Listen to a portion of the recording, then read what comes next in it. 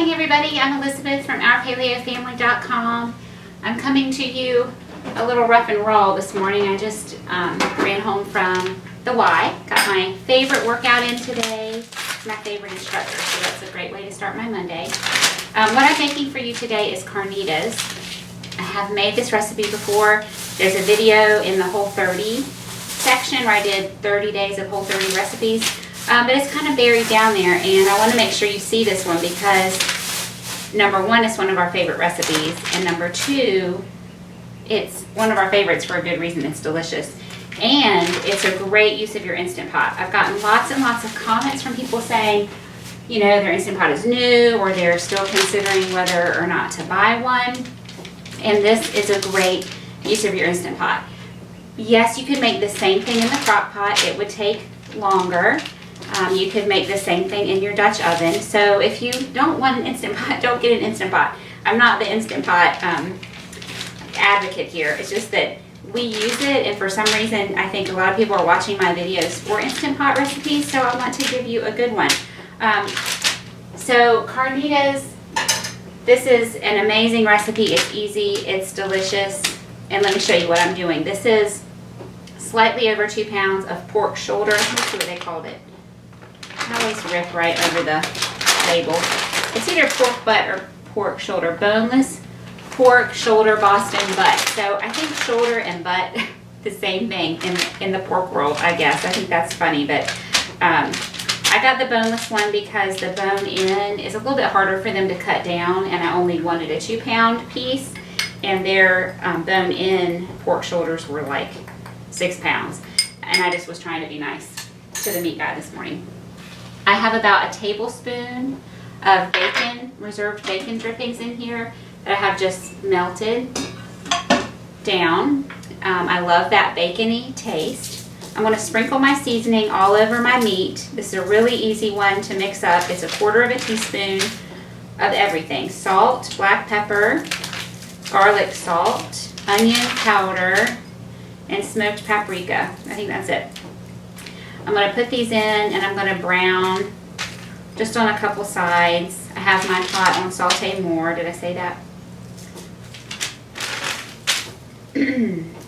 So I'm making this for a couple reasons. One, I think, so I've talked before about my not being able to eat leftovers because of the histamine content. The histamine, you know, when you have an allergic reaction or your nose is stuffy when it's pollen season outside, that's a histamine reaction. But people don't just react via their sinuses. Some people react in their digestive system.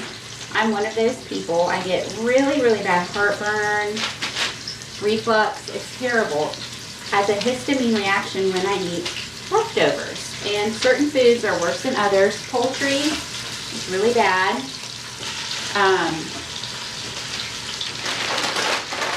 Let's see, tomatoes, some beef, like beef with tomatoes together, terrible combination for me. But pork I think is okay, so I'm testing that. We're not having this for dinner. We're having jambalaya for dinner, which I'm also going to video for you because I did that one also as part of my Whole30 series, but it's buried down there, and it's such a good recipe. I just wanted to make it again, bring it up to the top, and let you see it. Every time I've made jambalaya, I've made it the day after we had carnitas, or you know, a couple of days after, because the broth that's generated from these carnitas is so good. Let me wash my hands. Okay, so here are a couple reasons to cook with a pork shoulder or pork butt. It's higher in fat, and it's a slower cooking meat, so it's going to be cheaper. The faster and leaner, the more expensive. So think chicken breast, pork tenderloin. I don't know what the beef equivalent of that is, like a sirloin or something. They're more expensive. The tougher, fattier cuts of meat take longer to cook. There's a little more preparation involved, and they're less expensive. Okay, so this is a less expensive cut of meat. But the reason I really like it, I would prefer it anyway, because it is a fattier cut of meat. So those of you following a ketogenic diet, you don't need to add a bunch of fat. Just you can eat some foods that naturally have fat in them. And so this would be one of those. And it also has lots of collagen. That's why I want the broth. I'm going to cook it in some chicken broth that I've made, which is already pretty good on the collagen scale. But all that collagen is going to cook out of that pork. And I'll show you when I make my jambalaya tonight. After that broth cools, it's like jello. It's like thick jello. And that is the collagen in there that you need. It's really, really good for your digestive system. And other things. If you're sick, there's a reason why chicken soup is what you get when you're sick. It's the broth. It's super healing. But if you are dealing with leaky gut or, I don't know if y'all even know what that is, but it's kind of a precursor to autoimmune disease. If you know you have leaky gut, or you suspect you might, or even if you just have some tummy troubles, you know, your stomach is a little upset after you eat, broth is super, super healing. If you would like to know all the health benefits of bone broth, leave me a comment and I would be more than happy to send you a great big long list. Or you can just trust me that it's really good for you. I know that's really loud, so I'm trying to talk over my sizzle here. So I have some good color on my meat. That's what I want. I just want to brown a couple sides. I'm going to pour my broth in. The recipe calls for 1 cup, and I want a little bit more than that for my jambalaya. So I'm just using one of my little frozen cubes, which is close to 2 cups. It's fine. The 1 cup is a minimum. You need at least 1 cup of liquid in there to really cook this adequately. So I feel like I've said a whole bunch of random things.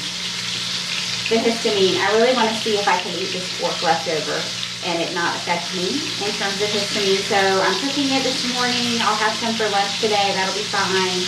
And then I'll have some for lunch tomorrow, and I'll see how I do with that. Number 2, I'm making it for the broth. Number 3, I'm making it so you'll see this recipe. So if you find the Whole30 version, you can search Whole30 Carnitas, and you'll find that meal prep. You'll see the whole meal. I treat this like a Cuban, or what I would consider more of a Cuban meal. And I'll usually make coleslaw, I'll fry some plantains. That's delicious, everybody loves it. That is a little bit that's more of a time-consuming meal.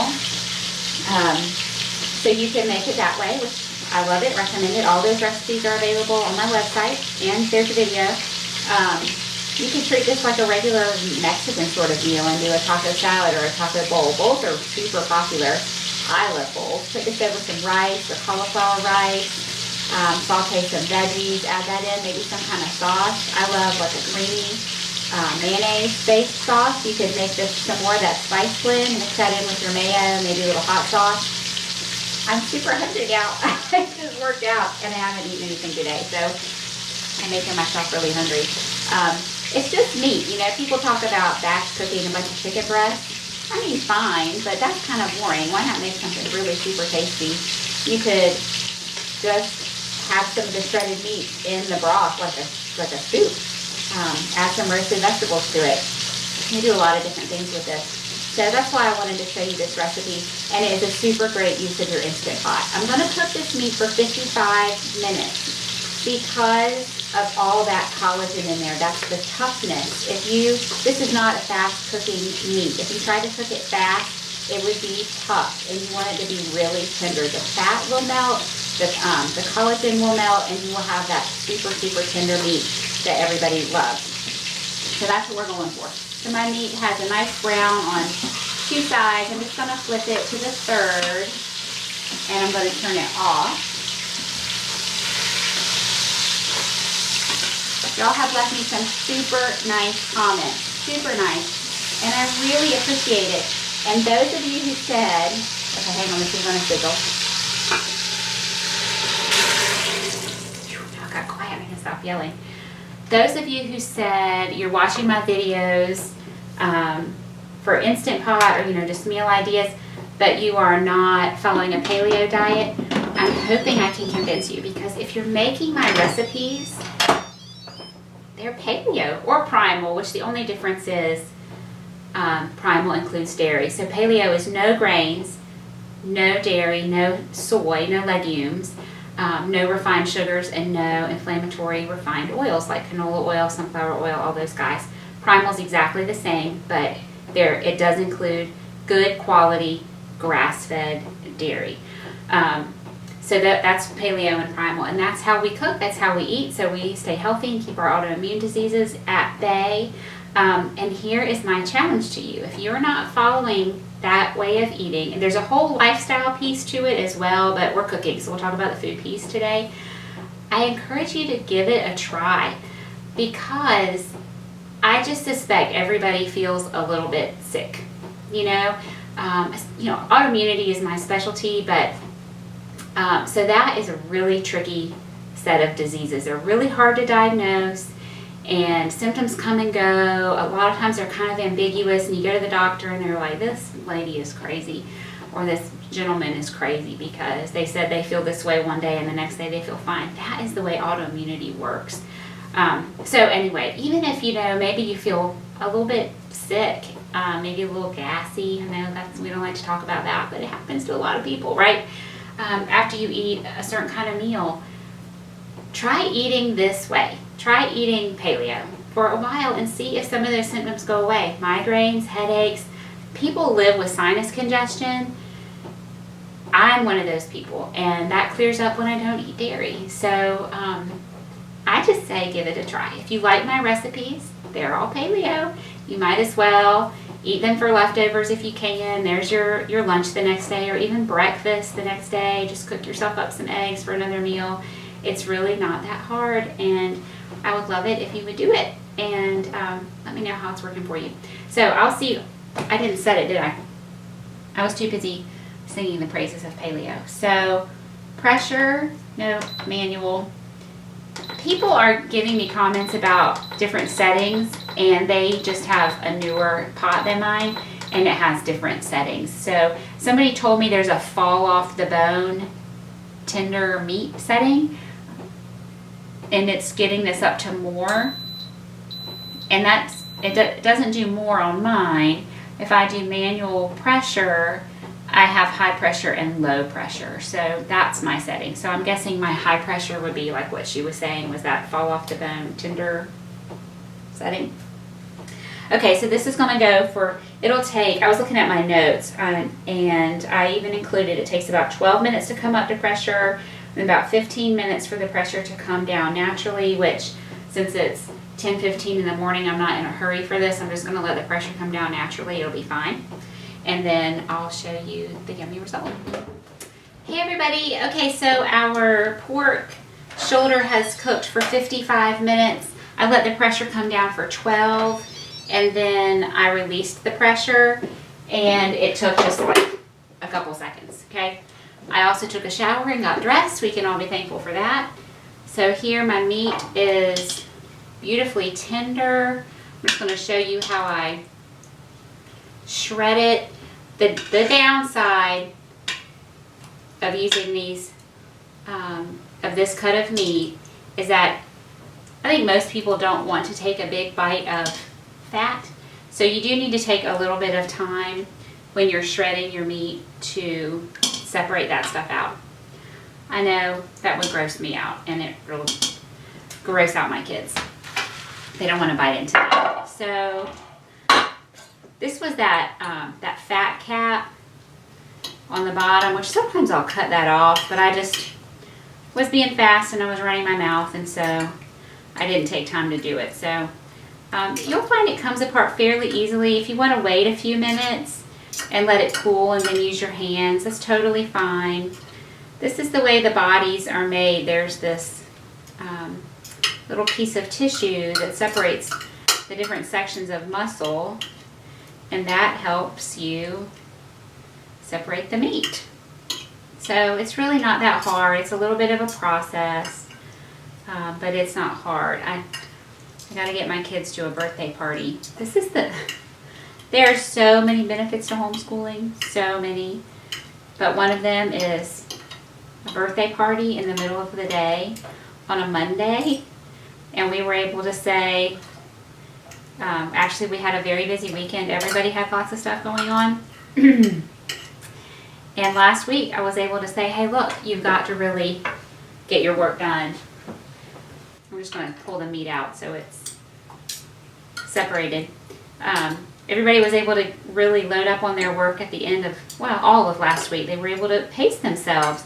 So knowing that we had on Monday from 12 to 3 a birthday party. So it's just amazing.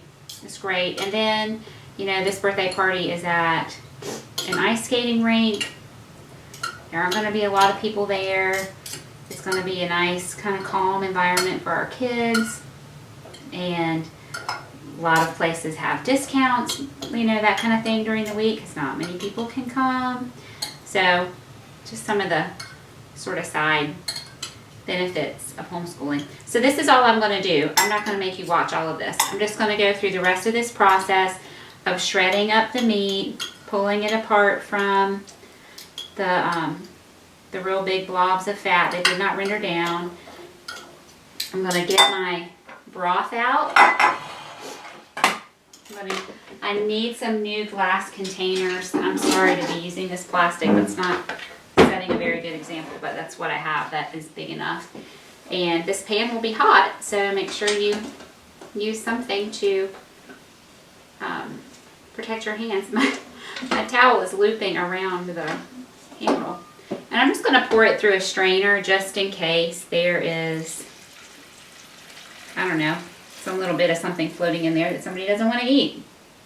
We'll take that out, put that in the sink to soak. Make sure I turn this off. There's just one little bit of something. And so as I refrigerate this, like I said, you'll see how gelatinous the broth is, and I'll show you that at the end. And also the fat will rise to the top, and I'll be able to just peel that right off, which is awesome. So that is our pork carnitas. And then, like I said at the outset, you can do so many different things with this meat. It's delicious. You can put it on salads, you can stir it into your eggs, make a frittata out of it. You can do tons of different things, or you can just eat it like this. It's delicious. It's so, so good. It's super tender and flavorful, but not like overly flavorful. You know, I put that onion and garlic and smoked paprika spice blend on it before I cooked it. It just gives it flavor. It doesn't taste, I don't taste that and think, oh, it's garlicky, or oh, it's oniony. No, it's just yummy, yummy.